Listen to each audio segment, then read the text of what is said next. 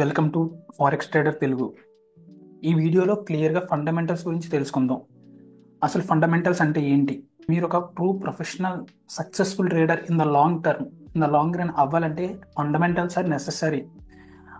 అందరూ అనుకుంటారు, చాలామంది ఫండమెంటల్స్ అవసరం లేదు, టెక్నికల్స్ ఉన్నాయి కదా, టెక్నికల్ నాలెడ్జ్ ఉంది కదా, సరిపోద్ది అనుకుంటారు. బట్ అది అస్సలు కాదు.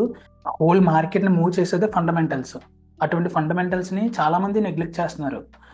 సో యాక్చువల్గా ఫండమెంటల్స్ అనేవి కొంచెం నేర్చుకోవడానికి కానీ, కొత్త వాళ్ళకి కానీ, పికప్ చేసుకోవడానికి కానీ కొంచెం హార్డ్గా అనిపిస్తాయి. బట్ వన్స్ మీరు ఒక కరెక్ట్ మెంటర్ దగ్గర, కరెక్ట్ టీచర్ దగ్గర మీరు నేర్చుకోవడం స్టార్ట్ చేస్తే చాలా ఫన్ అనిపిస్తుంది, చాలా చాలా ఈజీ అనిపిస్తుంది. ఓకే, మీ ఎక్స్పీరియన్స్, మీ నాలెడ్జ్, మీరు ఏదో ఒక సూపర్ పవర్స్ వచ్చిన ఫీలింగ్ వస్తుంది అన్నమాట మీకు.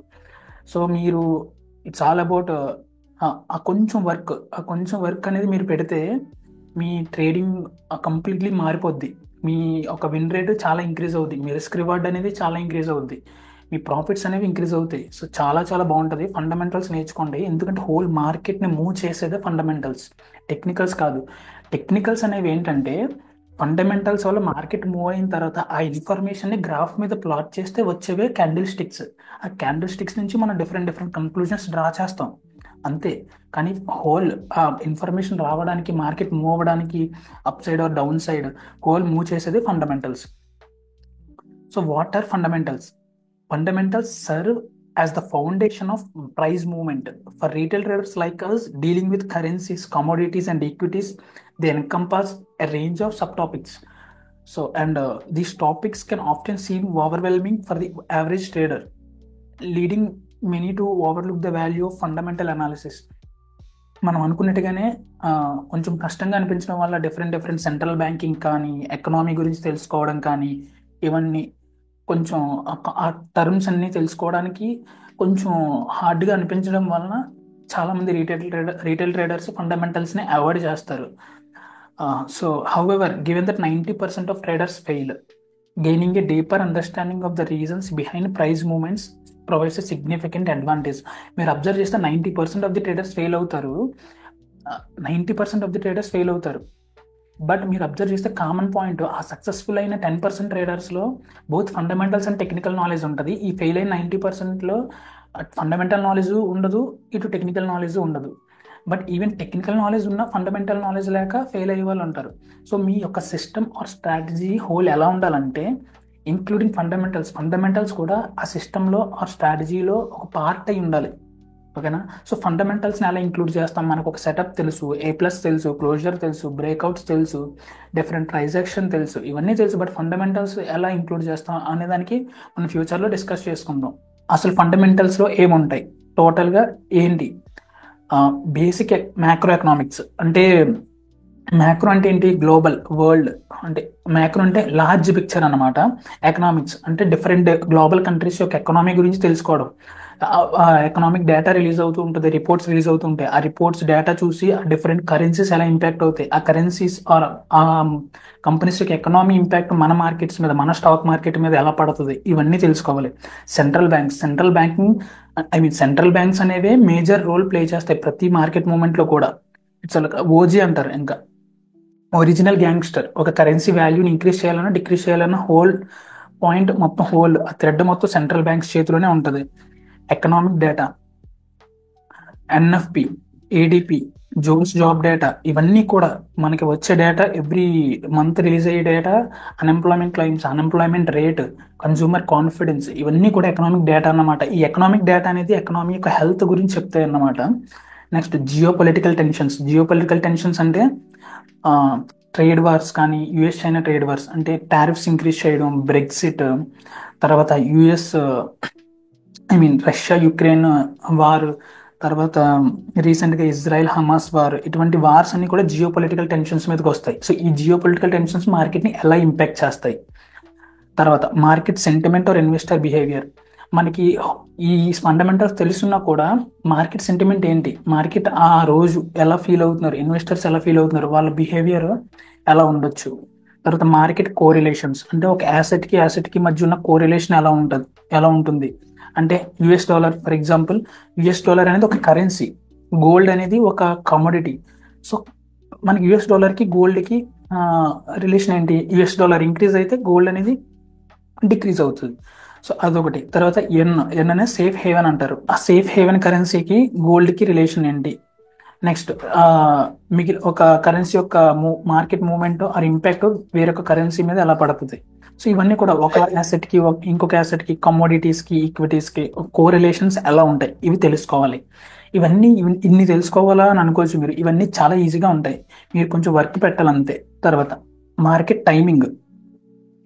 మీకు ఎప్పుడు పడితే అప్పుడు ట్రేడ్ చేసి మనం ప్రాఫిట్స్ వచ్చేయాలంటే రావు. మనకి న్యూస్ రిలీజ్ అయిన తర్వాత ఆ న్యూస్ని అనాలిసిస్ చేసుకుని ఆ టైంలో ట్రేడ్ చేయడం. ఒక టైమింగ్ అంటూ ఉంటుంది, వాల్యూమ్ అనేది ఒకటి ఉంటుంది మార్కెట్లో. ఆ వాల్యూమ్ ఎక్కువ సార్లు ఏ టైంలో వస్తుంది, అవి ఫండమెంటల్స్ బేస్ చేసుకుని ఎప్పుడు రావచ్చు. అవన్నీ ఎగ్జాక్ట్గా కొన్ని సార్లు మనకి ఫండమెంటల్స్ అన్నీ తెలిసినా కూడా మన మార్కెట్ టైం చేయలేము, సరిగ్గా టైం చేయరు. అంటే ఒక కరెన్సీ అనేది అప్ సైడ్ వెళ్తుందని తెలుసు, బట్ అది డౌన్ సైడ్ పుల్ బ్యాక్ ఇచ్చే టైంలో కానీ మనం బై చేయడం వల్ల లాసెస్ ఫేస్ చేయాల్సి వస్తుంది. సో ఎగ్జాక్ట్ ఏ టైంలో మనం బై చేయాలి, ఈవెన్ దో మన కరెన్సీ యొక్క హోల్ పిక్చర్ తెలిసినా కూడా, ఆ ఎకనామీ కరెన్సీ యొక్క హోల్ ఫండమెంటల్స్ తెలిసినా కూడా ఏ టైంలో బై చేయాలి అనేది బాగా తెలిసి ఉండాలి. Pricing in. ఈ ప్రైజింగ్ ఇన్ అనేది కొన్ని సార్లు న్యూస్ వస్తుంది, న్యూస్ పాజిటివ్ వస్తుంది. న్యూస్ పాజిటివ్ వచ్చినా కూడా కరెన్సీ అనేది పడుతూ ఉంటుంది. సో అది రీజన్ ఏంటి, దానికి రీజన్ ప్రైజ్డ్ ఇన్ అయ్యిందని చెప్పేసి మనం అనుకోవచ్చు. అంటే ఆల్రెడీ న్యూస్ మార్కెట్ మొత్తానికి తెలుసు, ఇన్వెస్టర్స్ తెలుసు, గ్లోబల్ మొత్తం అందరికీ తెలుసు. ఈరోజు న్యూస్ పాజిటివ్ వస్తే మార్కెట్ పెరుగుతుంది అని అందరికీ తెలుసు. బట్ అది పాజిటివ్ వస్తుందని కొంతమందికి ముందే తెలుస్తుంది. అది తెలియడం వల్ల ఆల్రెడీ మార్కెట్లో బై చేసేసి మార్కెట్ని ఇన్ఫ్లేట్ చేసేసి ప్రైసెస్ టాప్లో పెట్టేసి ఉంటారు. బట్ యాక్చువల్గా మార్కెట్లో న్యూస్ పాజిటివ్ వచ్చినప్పుడు మార్కెట్ అక్కడి నుంచి వాళ్ళు ప్రాఫిట్ బుకింగ్ స్టార్ట్ చేస్తారు. అప్పుడు మార్కెట్స్ కిందకి పడుతూ ఉంటాయి. సో ఆ టైంలో బట్ రీటైల్ ట్రేడర్స్ అందరూ ఏమనుకుంటారు, ఈ ప్రైజింగ్ ఇన్ కాన్సెప్ట్ తెలియకపోవడం వల్ల ఒక న్యూస్ పాజిటివ్ వచ్చింది కాబట్టి మనం బై చేసేద్దాం, ఇక్కడ ఎవ్రీ బయింగ్ ఆపర్చునిటీ మనకి గుడ్ ఆపర్చునిటీ అనుకుంటారు.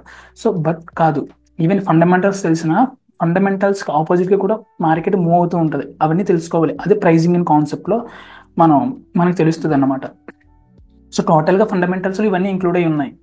నెక్స్ట్ ఇప్పుడు కరెన్సీస్కి, కమోడిటీస్కి, ఈక్విటీస్కి ఒకటి తర్వాత ఒకటి మాట్లాడుకుందాం ఫండమెంటల్స్. ఓకేనా. నేను ఫండమెంటల్స్ డీప్గా వెళ్ళట్లేదు, ఇండివిజువల్గా సెంట్రల్ బ్యాంక్ ఏం చేస్తుంది అవన్నీ చెప్పట్లే. జస్ట్ ఒక కరెన్సీ యొక్క ఫండమెంటల్స్ ఏముంటాయి, ఈక్విటీస్ ఫండమెంటల్స్ ఏముంటాయి, కమోడిటీస్కి ఫండమెంటల్స్ ఏముంటాయి, సో ఇవి డిస్కస్ చేసుకుందాం. ఓకేనా. Next, as the market is an interconnected web with the global economic system, there are various real world factors that directly impact currency price. One of the main ones is of course మనం మాట్లాడుకున్నట్టుగా central banking monetary policy alongside government policies. Okay. So currencies major impact అంటే ఎక్కడ ఉంటుందంటే main central bank ఒక monetary policy decisions మీద ఆధారపడి ఉంటుంది. తర్వాత గవర్నమెంట్ స్పెండింగ్ ఎలా చేస్తుంది, గవర్నమెంట్ బయటికి డిఫరెంట్ స్కీమ్స్ ద్వారా జనాలకి మనీ పంచడం కానీ పంప్ చేయడం కానీ. ఫర్ ఎగ్జాంపుల్ కోవిడ్ టైంలో చూసారా, డిఫరెంట్ స్కీమ్స్ వల్ల చాలా మంది సఫర్ అవుతున్నప్పుడు వాళ్ళకి మనీ ఇవ్వడం జరిగింది. సో ఆ టైంలో చూసారా ఎలా పంప్ చేసిందో. సో మనీ ఎప్పుడైతే గవర్నమెంట్ బయట మార్కెట్లోకి పంప్ చేస్తుందో, బయట ఎకనామీలోకి పంప్ చేస్తుందో, అప్పుడు మనీ యొక్క వాల్యూ డిక్రీజ్ అవుద్ది. ఓకేనా. అంటే మీరు ఫర్ ఎగ్జాంపుల్ మీ దగ్గర ఎక్కువ మనీ ఉంది కాబట్టి మీరు ఆబ్వియస్లీ ఇన్ఫ్లేషన్ ఇంక్రీజ్ అవుతూ ఉంటుంది. సో మీరు ఈవెన్ 100 రూపీస్ కూడా 200 పెట్టైనా సరే మీరు కొనడానికి ఇష్టపడతారు. సో అప్పుడు ఆల్రెడీ ఆటోమేటిక్గా ఆ మనీ ఒక వాల్యూ తగ్గిపోయింది. అంటే 100 రూపీస్ పెట్టి కొనేదాన్ని మీరు 200 పెట్టి కొంటున్నారంటే ఆటోమేటిక్గా మనీ యొక్క వాల్యూ డిక్రీజ్ అయింది. సో అది దేనివల్ల, గవర్నమెంట్ యొక్క పాలసీస్ వల్ల. So one of the reason. So different monetary different government policies కానీ బ్యాంకింగ్, సెంట్రల్ బ్యాంక్ యొక్క monetary policy, rate cuts, rate hikes, ఇటువంటి వాటి వల్ల కరెన్సీ యొక్క వాల్యూ డిపెండ్ అయి ఉంటుంది. ఎప్పుడు పెరగాలి ఎప్పుడు తగ్గాలి అనేది ఈ గవర్నమెంట్ అండ్ సెంట్రల్ బ్యాంక్ మనకి చెప్తూ ఉంటాయి, కంట్రోల్ చేస్తూ ఉంటాయి. Most of the times government impact కన్నా ఎక్కువ central bank, 90% of the times central bank యొక్క డెసిషన్స్ బేస్ చేసుకునే ఒక కరెన్సీ వాల్యూ అనేది డిపెండ్ అయి ఉంటుంది. Next, key fundamental impacting factors on currencies includes central banking, మనం అనుకున్నట్టుగా interest rates. Second, economic data. మనం అనుకున్న ఎకనామిక్ డేటా ఏం చెప్తుంది, హెల్త్ ఆఫ్ ది ఎకనామీ ఎలా ఉందని చెప్తుంది. ఎకనామిక్ డేటాలో ఏముంటాయి, జీడిపి ఉంటుంది. GDP is the main. అన్నిటికన్నా ఒక ఎకనామీ గ్రో అవుతుంది అని ఎలా చెప్తాం, దాని యొక్క జీడిపి ఇంక్రీజ్ అయితే ఎకనామీ గ్రో అవుతున్నట్టు. Next, jobs. ఏడిపి అంటారు, ఎన్ఎఫ్పి అంటారు, అన్ఎంప్లాయ్మెంట్ రేట్ అంటారు, ఎంప్లాయ్మెంట్ చేంజ్ అంటారు. So different different. మనకి పౌండ్కి వస్తే క్లైమేట్ కౌంట్ చేంజ్ అంటారు, అన్ఎంప్లాయ్మెంట్ రేట్ని క్లైమేట్ కౌంట్ అంటారు. సో డిఫరెంట్ డిఫరెంట్ అన్నమాట ఇవన్నీ. ఈ పదాలు, ఈ క్లైమేట్స్ ఇవన్నీ పక్కన పెడితే హోల్ జాబ్స్ ఇంక్రీజ్ అవుతున్నాయా డిక్రీజ్ అవుతున్నాయా, జీడిపి ఇంక్రీజ్ అవుతుందా డిక్రీజ్ అవుతుందా, పిఎంఐ అంటే ప్రొడ్యూసర్, పిఎంఐ అంటే producer, I mean producer manufacturing index. So manufacturing PMI, services PMI, different different PMI data అనేది ఉంటుంది.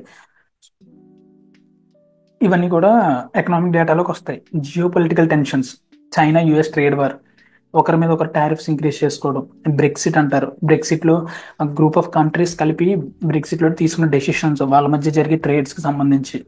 రీసెంట్ గా Russia Ukraine war, geo political tensions like China US trade war, Brexit, ఇవన్నీ కూడా ఒకరి మీద ఒకరు టారిఫ్స్ ఇంక్రీజ్ చేసుకుంటున్నారు అని చెప్పేసి మనం న్యూస్ లో చూస్తూ ఉంటాం. అవి తర్వాత wars, Iran tensions, Russia Ukraine war, ఇవన్నీ కూడా మార్కెట్ సెంటిమెంట్ ని డిసైడ్ చేస్తాయి. Next, fundamentals of commodities. మనకి కమోడిటీస్ లో ఏముంటాయి? Oil, natural gas, gold, silver, ఇవన్నీ కూడా కమోడిటీస్ అన్నమాట. ఇంకా చాలా ఉంటాయి commodities, but majority of the, I mean most important commodities ఏంటంటే ఎక్కువ మంది యూజ్ చేసేది వరల్డ్ లో ఆయిల్, న్యాచురల్ గ్యాస్, గోల్డ్. ఓకేనా? So commodities such as oil, natural gas or precious metals such as gold also include real world applications that retail traders ignore. Oil is the most important అన్నమాట. Oil లేకపోతే అసలు బ్రతకడం కూడా కష్టం అంత. So oil వల్ల మనకి చాలా ప్రొడక్ట్స్ తయారవడం వల్ల ఆయిల్కి ఉన్న డిమాండ్ ఎప్పటికీ తగ్గదు, crude oil. So crude oil అన్ని కంట్రీస్లో ఉండదు, కొన్ని కంట్రీస్ మాత్రమే క్రూడ్ ఆయిల్ సప్లై చేస్తాయి, like Saudi Arabia, Russia, US, తర్వాత కొన్ని గల్ఫ్ కంట్రీస్ అలాగా. Next, gold is used in electronics, jewellery hoarded by countries and central banks as a store of wealth. So gold మనం చాలా electronics లో మనం use చేస్తారు. తర్వాత జ్యువెలరీ ఉంది, గోల్డ్ జ్యువెలరీ. తర్వాత సెంట్రల్ బ్యాంక్స్ గోల్డ్ ని బై చేసి స్టోర్ చేస్తాయి, ఎందుకంటే gold is the backup of currency అన్నమాట. సో గోల్డ్ అనేది చాలా ఇంపార్టెంట్ కమోడిటీస్ లో. There are more factors that impact the price of these asset classes than just lines on a chart. మనం అనుకుంటూ ఉంటాం, చాలా మంది రీటైల్ ట్రేడర్స్ అనుకుంటారు జస్ట్ ఒక సపోర్ట్ బ్రేక్ అయితే పడుతుంది, ఒక రెసిస్టెన్స్ బ్రేక్ అయితే పెరుగుతుందని. బట్ అది కాదు. ఆ సపోర్ట్ రెసిస్టెన్స్ బ్రేక్ అవ్వాలంటే అండర్లయింగ్ ఫండమెంటల్ ఈవెంట్ ఒకటి జరుగుతూ ఉండాలి, లేదంటే ఒక supply and demand related something ఒకటి జరుగుతూ ఉండాలి. తప్పితే టెక్నికల్స్ వల్ల, లైన్స్ ఆన్ ది చార్ట్స్ వల్ల మనకి ఒక కరెన్సీ ఆర్ కమోడిటీ ప్రైసెస్ అనేవి ఇంక్రీజ్ ఆర్ డిక్రీజ్ అవ్వవు. నేను స్టార్టింగ్ లో ఎక్స్ప్లెయిన్ చేశాను, ఇట్స్ ఆల్ అబౌట్ ఫండమెంటల్స్ అనమాట. ఫండమెంటల్స్ వల్ల మార్కెట్ లో జరిగే ఫినామినాని చార్ట్స్ మీద ప్లాట్ చేస్తే వచ్చేదే మనకి టెక్నికల్స్. ఏంటి డిఫరెంట్ ఫండమెంటల్స్ ఆఫ్ కమోడిటీస్ ఏంటి? Supply and demand. First one మనకి తెలుసు, ఏదైనా సరే ఇప్పుడు క్రూడ్ ఆయిల్ ప్రొడక్షన్ ఇంక్రీజ్ అవుతుంది, మార్కెట్లో అంత డిమాండ్ లేదు, అప్పుడు ఏమవుద్ది? ప్రైస్ డిక్రీజ్ అవుద్ది. ఎందుకంటే సప్లై ఉంది, డిమాండ్ తక్కువ ఉంది, అప్పుడు ప్రైస్ డిక్రీజ్ అవుద్ది. So supply and demand base చేసుకుని ఉంటుంది. సేమ్ గోల్డ్ కూడా అంతే, గోల్డ్ మైనింగ్. తర్వాత జియో పొలిటికల్ టెన్షన్స్. ఇప్పుడు రష్యా యుక్రెయిన్ వార్ జరిగింది, geopolitical tension. Russia Ukraine వార్లో మనం చూసాం క్రూడ్ ఆయిల్ చాలా చాలా రైజ్ అయింది ప్రైస్. ఎందుకు? ఎందుకంటే యుఎస్ శాంక్షన్స్ పెట్టడం వల్ల రష్యా మీద, రష్యా ఆయిల్ బయటికి అమ్మకూడదని చెప్పడం వల్ల అప్పుడు మిగిలిన కంట్రీస్ అప్పుడు రష్యా నుంచి ఎప్పుడైతే ఆయిల్ సప్లై తగ్గిపోద్దో బయట వరల్డ్కి, మిగిలిన కంట్రీస్ అదొక అడ్వాంటేజ్ తీసుకోవడం, దానికి క్యాషింగ్ చేసుకోవడం, ఆయిల్ ప్రైసెస్ ఇంక్రీజ్ చేసి వాళ్ళకి ఎక్కువ మనీ సంపాదించుకోవడం కోసం. అప్పుడు ఆయిల్ ప్రైసెస్ ఎప్పుడైతే ఇంక్రీజ్ అవుతాయో మిగిలిన కంట్రీస్లో ఇన్ఫ్లేషన్ పెరిగిపోద్ది, ఎందుకంటే ఆ ఆయిల్ వల్లే 90% ఆఫ్ ది ప్రొడక్ట్స్ తయారవుతాయి. ఎప్పుడైతే ఆయిల్ ప్రైసెస్ ఇంక్రీజ్ అవుతాయో ఆటోమేటిక్గా ప్రొడక్ట్స్ యొక్క ప్రైసెస్ కూడా ఇంక్రీజ్ అవుతాయి. ఇంక్రీజ్ అవ్వడం వల్ల ఇన్ఫ్లేషన్ పెరుగుతుంది. సో చూసారా ఒక ఎకనామీ మీద ఎంత ఇంపాక్ట్ పడుతుందో ఒక జియో పొలిటికల్ టెన్షన్ అనేది. తర్వాత సెంట్రల్ బ్యాంకింగ్. రేట్స్ తక్కువ ఉన్నప్పుడు, లోన్స్ ఎక్కువ వచ్చినప్పుడు ఎక్కువ ఖర్చు పెడతారు. ఎక్కువ ఖర్చు పెట్టినప్పుడు ఆటోమేటిక్గా ఎకనామీ బూస్టప్ అవుద్ది. ఎకనామీ బూస్టప్ అయితే కంపెనీస్ యొక్క మ్యానుఫ్యాక్చరింగ్ ఇంక్రీజ్ అవుద్ది. ఎందుకంటే ఆటోమేటిక్గా డిమాండ్ ఎక్కువ ఉన్నప్పుడు కంపెనీస్ కూడా మ్యానుఫ్యాక్చరింగ్ ఇంక్రీజ్ చేయాలంటే వాళ్ళ యొక్క రా మెటీరియల్ ఏంటి? క్రూడ్ ఆయిల్ కూడా ఆటోమేటిక్గా ఎక్కువ సప్లై, ఎక్కువ డిమాండ్ ఉంటుంది. సో దాని యొక్క ప్రైస్ అనేది సెంట్రల్ బ్యాంక్, హోల్ వరల్డ్లో సెంట్రల్ బ్యాంక్స్ ఇన్ఫ్లేషన్ దీని మీద కూడా డిపెండ్ అయి ఉంటుంది. ఓకేనా? నెక్స్ట్, అథారిటేటివ్ బాడీస్ అంటే ఒపెక్. మనం చూస్తుంటాం క్రూడ్ ఆయిల్ని ఒపెక్ క్రూడ్ ఆయిల్ కట్టేద్దాం, సప్లై తగ్గించాలని డిసిషన్ తీసుకున్నారు. ఇటువంటి న్యూస్ అన్ని అసలు హోల్ క్రూడ్ ఆయిల్ ని మెయిన్ దాని యొక్క ప్రైస్ ని one of the major impact చేసింది ఒపెక్ కంట్రీస్ అన్నమాట. ఒపెక్ అంటే ఒక group of countries crude oil ని ఏ కంట్రీస్ అయితే ఎక్స్ట్రాక్ట్ చేస్తాయో ఆ కంట్రీస్ మొత్తం ఒక గ్రూప్ గా ఏర్పడి ఒక ఒక ఒక కామన్ స్టాండ్స్ మీదకి వచ్చి ఒక రేట్ డిసైడ్ చేసుకుంటారు అనమాట. అంటే ఒక రేట్ అంటే ఒక సప్లై గురించి కానీ ఒక ఎక్స్ట్రాక్షన్ కానీ ఎప్పుడు కట్ చేయాలి, ఎప్పుడు ఎక్స్ట్రాక్ట్ చేయాలి, అవన్నీ కూడా డిసిషన్స్ వాళ్ళు తీసుకుంటారు కంబైన్డ్ గా ఉండి. దాన్ని ఒపెక్ కంట్రీస్ అంటారు. ఫర్ ఎగ్జాంపుల్ బయట మార్కెట్లో డిమాండ్ ఎక్కువ ఉంది, బట్ క్రూడ్ ఆయిల్ వాళ్ళు ప్రైస్ పెంచాలనుకోండి, క్రూడ్ ఆయిల్ సప్లై మొత్తం అన్ని కంట్రీస్ కలిపి క్రూడ్ ఆయిల్ సప్లై తగ్గించాలి అని చెప్పేసి డిసిషన్ తీసుకుంటారు. క్రూడ్ ఆయిల్ సప్లై ఎప్పుడైతే తగ్గుతుందో డిమాండ్ ఎక్కువ ఉంది కాబట్టి ప్రైసెస్ ఇంక్రీజ్ అవుతాయి. ప్రైసెస్ ఇంక్రీజ్ అవ్వడం వలన కంట్రీస్కి లాభం. సో అటువంటి డెసిషన్స్ మొత్తం ఓపెక్ కంట్రీస్ తీసుకుంటాయి. Fundamentals of equities. So global stock markets are primarily design to go up and increase wealth for the few at the expense of many. Actually global markets, stock markets especially అవి increase చేయడానికి design చేయబడ్డాయి. అంటే 100% sure మన స్టాక్స్లో money పెడితే 100% profits వస్తాయి. Reason ఏంటంటే, but in the long run అన్నమాట. మీరు అబ్జర్వ్ చేశారా, యుఎస్ స్టాక్ మార్కెట్స్ ఎప్పటి నుంచి ఉన్నాయి? ఎర్లీ 1800s నుంచి ఉన్నాయి. మనవి 2000 ఎర్లీ 2000s నుంచి ఉన్నాయి. సో ఇక్కడ మనం చూసుకుంటే అప్పటి నుంచి ఇప్పటి వరకు ఓవరాల్ మార్కెట్స్ ఇంక్రీజ్ అవుతూనే ఉన్నాయి. బట్ మధ్యలో of course 2008 GFC global financial crisis కానీ, 2020 కోవిడ్ కానీ, ఎర్లీ 2000లో వచ్చిన .com బబుల్ బర్స్ట్ కానీ, ఇవన్నీ కూడా ఆబ్వియస్లీ ఒక షార్ట్ టర్మ్ లో ఒక నెగిటివ్ ర్యాలీ అనేది క్రియేట్ చేసి ఉంటాయి. బట్ అల్టిమేట్లీ మార్కెట్స్ అనేవి తర్వాత సెంట్రల్ బ్యాంక్ ఇన్ఫ్లుయెన్స్ వల్ల, సెంట్రల్ బ్యాంక్ మనీ ప్రింటింగ్ వల్ల, మనీ పంపింగ్ వల్ల అల్టిమేట్లీ మార్కెట్స్ అనేవి ఇంక్రీజ్ అయ్యాయి. మీరు ఇక్కడ చూస్తే ఓవరాల్ స్టాక్ మార్కెట్స్ ఎప్పుడు మధ్యలో వచ్చే పుల్ బ్యాక్స్ అనేవి ఉంటాయి, బట్ అల్టిమేట్లీ ఇంక్రీజ్ అవుతూనే ఉంటాయి. ఓకేనా? So నంత్లెస్ it still has is intraday waves. మనం అనుకున్నాం కదా, పుల్ బ్యాక్స్ ఉండొచ్చు, వాలిటిలిటీ ఉండొచ్చు. ఇంట్రాడే వాలిటిలిటీ అనేది డిఫరెంట్ ఉంటుంది. But ultimately in the long run stock markets will always increase అన్నమాట. తర్వాత trends, market cycles and so fourth that heavily impact the order flow on the stock markets as a whole మనం discuss చేసుకున్నాం దీని గురించి. Next impacting factors. అసలు stock మార్కెట్లో ఎక్కువ ఏం ఇంపాక్ట్ చేస్తాయి? Central banking first one. Central banking అన్నిట్లో ఉంటుంది, because central banking is the main అనమాట. సెంట్రల్ బ్యాంక్స్ మనకి రిజర్వ్ బ్యాంక్ ఆఫ్ ఇండియా, యుఎస్కి ఫెడరల్ రిజర్వ్, యూకేకి బ్యాంక్ ఆఫ్ ఇంగ్లాండ్, యూరోపియన్ యూనియన్కి యూరోపియన్ సెంట్రల్ బ్యాంక్ ఈసీబీ, జపాన్కి జపాన్ సెంట్రల్ బ్యాంక్. సో ఇలాగా ఏ కంట్రీ యొక్క ఆ కంట్రీ యొక్క సెంట్రల్ బ్యాంక్ అనేది ఉంటుంది. వాళ్ళు డిఫరెంట్ మెకానిజమ్స్ ద్వారా, like rate cuts, rate hikes, లేదా క్వాంటిటేటివ్ ఈజింగ్ అంటారు, యాసెట్ పర్చేస్ ప్రోగ్రామ్ అంటారు. సో ఇటువంటి డిఫరెంట్ ఒక అస్త్రాలు ఉన్నాయి వాళ్ళకి, 2 అస్త్రాలు ఉన్నాయి. ఆ 2 అస్త్రాలని వాళ్ళు ఏ టైంలో ఏది వాడాలో అది వాడుతూ హోల్ ఎకనామీని, హోల్ కంట్రీని కంట్రోల్ చేస్తూ ఉంటాయి. Investors and market maker greed. కొన్నిసార్లు investors and market makers greed వల్ల కానీ, ఫర్ ఎగ్జాంపుల్ రీసెంట్ ట్రంప్ ఎలక్షన్లో విన్ అయ్యాడు. ట్రంప్ విన్ అయినప్పుడు యుఎస్ మార్కెట్స్ అన్ని ర్యాలీ ఇచ్చాయి. ఎందుకంటే ట్రంప్ ఒక విన్ ఫ్యూచర్లో యుఎస్లో ఉన్న కంపెనీస్ అన్నిటికీ బెనిఫిట్ అవుతుంది. ఎందుకంటే ట్రంప్ గ్రోత్ మీద ఎక్కువ ఫోకస్ పెడతాడు, అన్లైక్ జో బైడెన్. ఇలాగ ఒక గ్రీడ్, ఒక మార్కెట్ మేకర్స్ గ్రీడ్ అంటారు దాన్ని. ఆ గ్రీడ్ వల్ల మార్కెట్స్ పెరుగుతాయి. Majority of countries and corporations across industries are heavily tied to the equity markets. అసలు హోల్ వరల్డ్ ఎకనామీ రన్ అయ్యేదే స్టాక్స్ వల్ల. స్టాక్ మార్కెట్స్ అవి లేకపోతే whole world economics it will collapse అన్నమాట. కంట్రీస్, కార్పొరేషన్స్ ఇవన్నీ కూడా హోల్ డిపెండ్స్ ఆన్ స్టాక్స్ అన్నమాట. Equity markets, investor psychology. So ఈ 2 కూడా almost same. Investor, market maker greed, psychology.